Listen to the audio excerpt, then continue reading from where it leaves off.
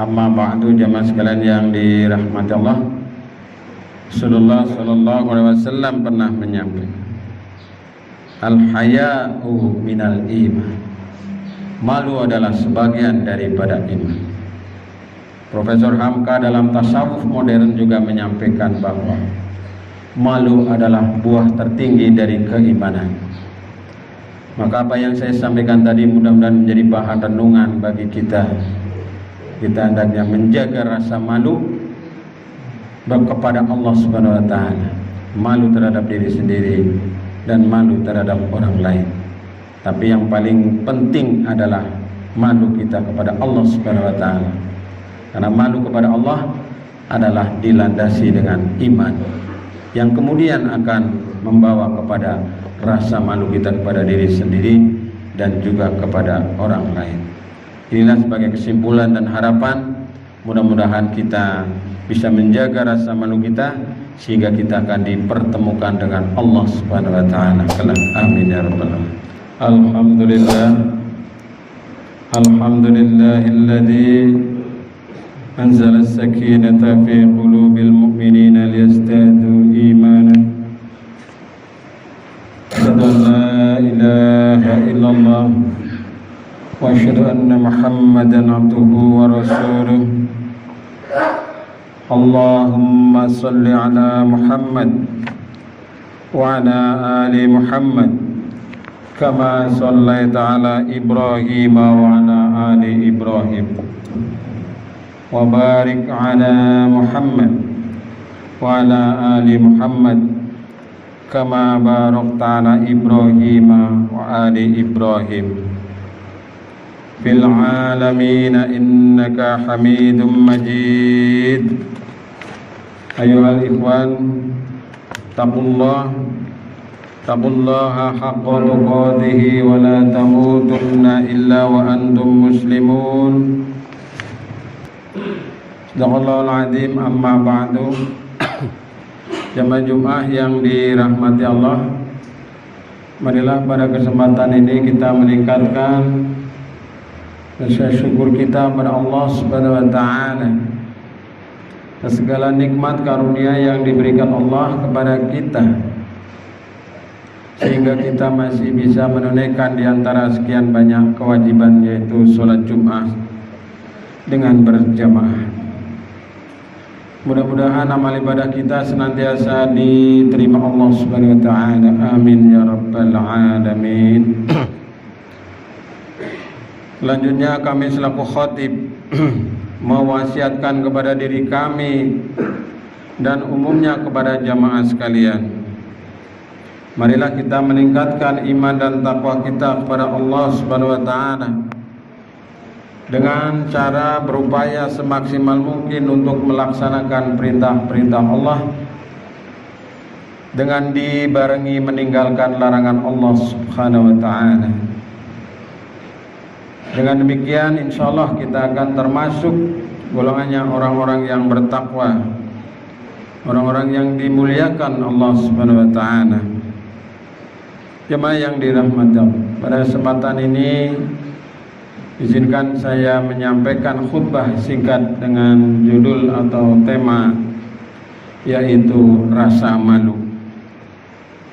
Malu atau yang biasa kita mendengar dalam istilah agama kita adalah al-haya,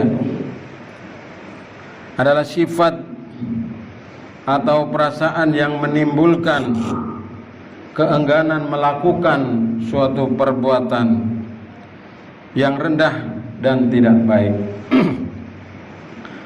Orang yang memiliki rasa malu apabila melakukan sesuatu yang tidak patut atau rendah atau tidak baik, maka dia akan terlihat gugup atau dia merasa panik, mukanya merah dan seterusnya. Sebaliknya, orang yang tidak punya rasa malu, maka dia apabila melakukan kemaksiatan, perbuatan dosa dan pelanggaran, tenang-tenang saja, tanpa ada rasa gugup, tanpa ada rasa bersalah dan seterusnya. Diceritakan oleh seorang sahabat yang bernama Abu Sa'id Al-Khudri bahwa Rasulullah sallallahu alaihi wasallam jika melihat sesuatu yang tidak disukai, maka warna muka beliau akan berubah. Kana Rasulullah sallallahu alaihi wasallam ashadda haya'an minal adra'i fi khidriha, fa idza ra'a syai'an yaqra'uhu arafnahu fi wajhihi. Muttafaq alaih. Adalah Rasulullah sallallahu alaihi wasallam lebih pemalu dari gadis pingitan, yaitu apabila melihat sesuatu yang tidak disukainya, kami dapat mengetahuinya dari raut wajah beliau. Hadis riwayat muttafaq alaih. Sifat malu adalah termasuk salah satu sifat yang mulia, akhlak yang terpuji atau akhlakul karimah, dan menjadi keistimewaannya dalam agama Islam. Maka Rasulullah sallallahu alaihi wasallam menyampaikan sabdanya, inna likulli dinin khuluqun wa khuluqul islami al-haya'u. Sesungguhnya semua agama itu mempunyai akhlak, dan akhlak Islam itu adalah sifat malu. Rasa malu adalah merupakan sumber utama dari suatu kebaikan dan unsur kemuliaan pada seseorang. Maka Rasulullah sallallahu alaihi wasallam mengingatkan dalam sebuah hadis riwayat Tirmidzi, kekejian itu selalu membuat segala sesuatu menjadi jelek. Sebaliknya malu itu selalu membuat segala sesuatu menjadi bagus. Bahkan Rasulullah sallallahu alaihi wasallam, andai kata sifat malu itu bisa berwujud berbentuk manusia, maka ia akan tampil sebagai seorang yang soleh. Dalam hadis riwayat Tabrani disampaikan Rasulullah sallallahu alaihi wasallam menyampaikan, apabila sifat malu itu diumpamakan menjadi seseorang atau berwujud manusia, maka ia akan menjadi seorang yang soleh. Dan andai kata sifat keji itu diumpamakan seseorang, maka dia adalah menjadi orang yang jahat. Hadis riwayat Tabrani. Jamaah sekalian yang dirahmati Allah, sifat malu paling tidak dibagi menjadi dua macam. Yang pertama, malu kepada Allah subhanahu wa ta'ala, dan yang kedua adalah malu terhadap diri sendiri, dan yang ketiga adalah malu kepada orang lain. Tiga jenis malu ini, jamaah sekalian, hendaknya menjadi perhatian bagi kita. Seseorang yang malu kepada Allah apabila dia tidak mengerjakan perintah-perintah Allah, dan dia tidak meninggalkan larangan-larangan Allah subhanahu wa ta'ala, serta tidak mengikuti petunjuk Allah subhanahu wa ta'ala. Ini rasa malu kita kepada Allah. Orang yang malu terhadap Allah, dengan sendirinya dia akan malu terhadap dirinya sendiri. Ia akan malu mengerjakan perbuatan salah sekalipun tidak dilihat orang lain atau didengar oleh orang lain.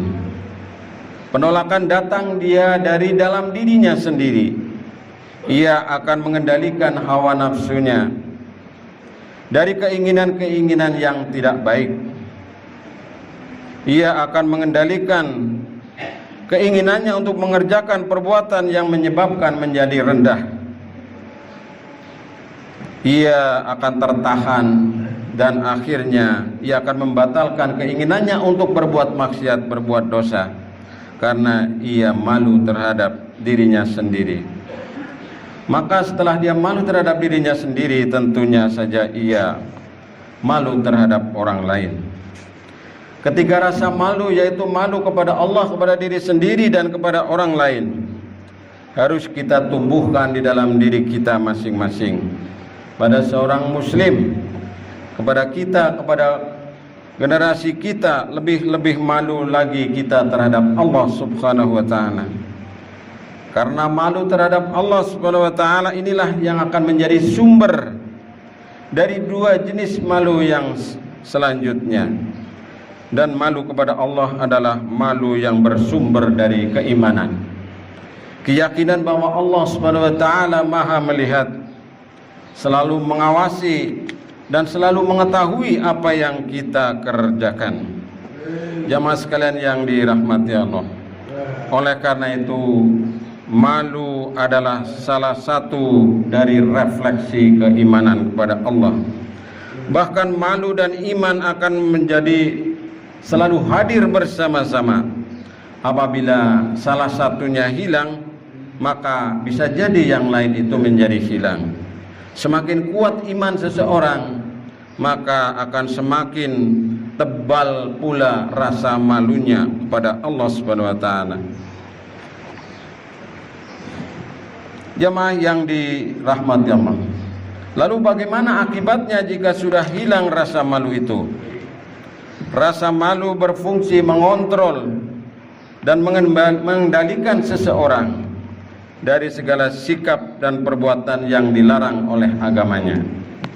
Tanpa kontrol rasa malu ini, maka dia akan bebas melakukan apa saja yang dia inginkan oleh hawa nafsunya.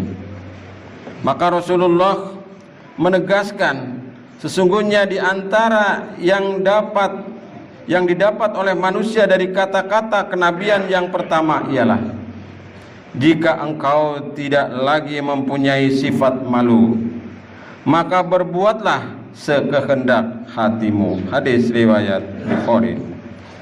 Jemaah sekalian yang dirahmati Allah, malu, amanah, rahmah, dan Islam adalah 4 hal yang saling terkait. Konsekuensi logis dari hilangnya rasa malu adalah hilangnya rasa amanah. Bila amanah sudah hilang, maka akan hilanglah pula rahmah. Dan bila rahmah telah hilang, maka bisa jadi Islamnya menjadi hilang. Adakah orang yang tidak malu mendapat peluang untuk menikmati kehidupan yang wajar?